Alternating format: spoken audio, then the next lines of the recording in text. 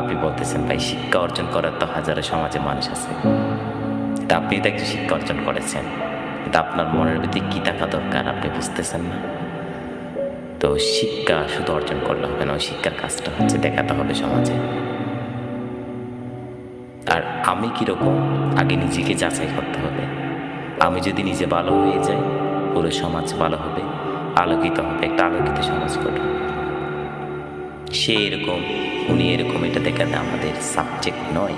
আমরা যদি নিজে ভালো হয়ে যাই, তবে প্রতিটি বিষয় ভালো হবে, প্রতিটি মানুষ ভালো হবে।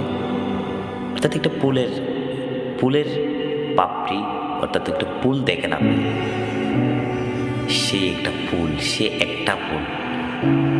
যখন একটা চারা গাছ রোপণ করে তখন একটা ফুল গজায়, ওই ফুল থেকে চারিদিকে একটা সুগন্ধি বের হয়, কিন্তু চারিদিকে কিন্তু কোনো ফুল নাই, একটা ফুলের চারিদিকে সুগন্ধি বের হয়। একটা পারফিউম ছিল, একটা পারফিউম, শুধু একটা পারফিউম, ওখান থেকে একটু করে হাত দিয়ে যখন আপনি সারা গায়ে ওই পায়ের পারফিউমগুলো সুগন্ধি চড়াবে, একটু